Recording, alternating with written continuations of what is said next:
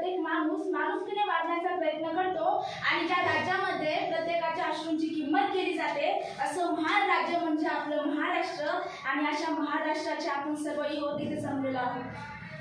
आजच्या कार्यक्रमाचे आदरणीय अध्यक्ष, तज्ञ परीक्षक आणि सूक्ष्म श्रोते हो, तुम्हा सर्वांना माझा नमस्कार। माझा कोड नंबर 6। सर्वप्रथम तुम्हाला एक प्रश्न विचारते, जर गुरुच नसते तर डॉक्टर, इंजिनियर, अधिकारी घडले असते का? उत्तर एकच, नाही। कारण प्रत्येक यशस्वी माणसामागे खंबीरपणे उभा असतो तो एकमेव गुरु। म्हणूनच मी आज आपल्या समोर विषय मांडतीये, असा असावा गुरु। विद्यार्थी मित्रांनो, गुरु म्हणजे फक्त वर्गात समोर उभा राहून आपल्याला धडा शिकवणारा माणूस नव्हे, तर गुरु म्हणजे आपल्या विद्यार्थ्यांच्या आयुष्याचा शिल्पकार। ज्याप्रमाणे कुंभार मातीच्या गोळ्याला आकार देतो, त्याचप्रमाणे गुरु आपल्या जीवनाला आकार देत असतो। आपल्या सर्वांना माहिती आहे की आई आपल्याला जन्म देते, तर वडील आपल्याला आधार देतात, पण मात्र हे लक्षात ठेवा, आपल्या जीवनाला दिशा देण्याचं काम करतात ते एकमेव गुरु। आपण दररोज शाळेत जातो, परीक्षा देतो, मार्क्स मिळवतो, पण जेव्हा आपल्याला मार्क्स कमी मिळतात, अपयश येतं, तेव्हा आपल्याला पुस्तक नव्हे तर आपले गुरु आठवतात।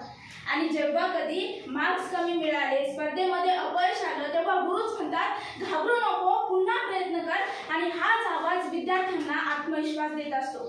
म्हणूनच म्हणत असावं, education is not about a filling a bucket but about lighting a fire. मित्रांनो, शिक्षण म्हणजे फक्त मेंदू भरून घेणं नव्हे, तर शिक्षण म्हणजे विचार करण्याची ज्योत पेटवणे।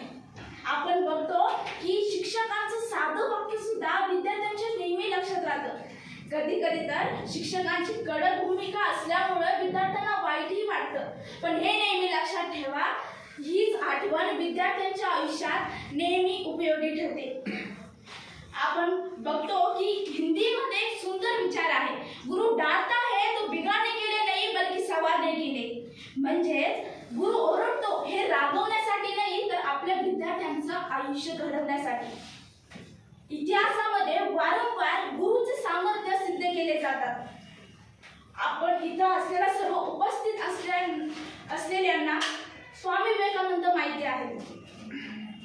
विचार करा, जर स्वामी विवेकानंद हे तेजस्वी, विचारवंत, भारताला जागवणारे व्यक्तिमत्व म्हणून ओळखले जातात, परंतु जर रामकृष्ण परमहंस नसते तर स्वामी विवेकानंद घडले असते का? तर नाही। त्या काळामध्ये एक नरेंद्रनाथ दत्त नावाचे एक तरुण होते, जे नेहमी प्रश्नांनी गोंधळून असायचे। ते ईश्वरावरही प्रश्न करायचे। त्यांना अनेक गुरु भेटले, पण त्यांना मात्र समाधान मिळाले नाही। एके दिवशी रामकृष्ण परमहंसांनी त्यांना प्रश्न केला की तुझा ईश्वरावर विश्वास आहे का, की तू ईश्वराचा अनुभव घ्यायला इथे आला आहेस? या वाक्याने खरंच नरेंद्रनाथ दत्त यांचं आयुष्य बदलवून टाकलं। रामकृष्णांनी विवेकानंदांना कधीच अंधश्रद्धा शिकवली नाही, तर कधीच भीतीही दाखवली नाही। शिकवलं ते म्हणजे स्वतःला शोधणं। आपण बघतो की स्वामी विवेकानंदांनी आपल्याला संदेश दिला होता की उठा, जागे व्हा आणि ध्येय प्राप्त होईपर्यंत थांबू नका। आणि हे त्यांना शिकवलं रामकृष्णांनी। रामकृष्ण परमहंसांनी त्यांना पुढे जाऊन आत्मविश्वास दिला आणि जगाला बघण्याची दृष्टी दिली।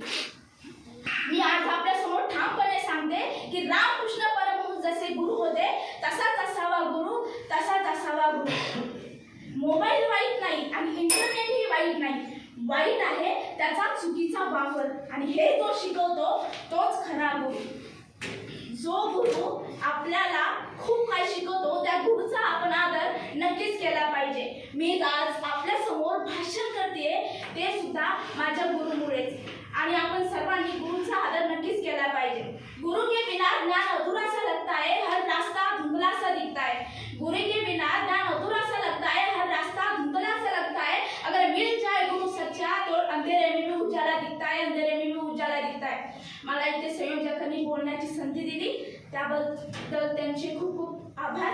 आणि एवढे बोलून मी माझे 2 शब्द थांबवते। जय हिंद, जय भारत।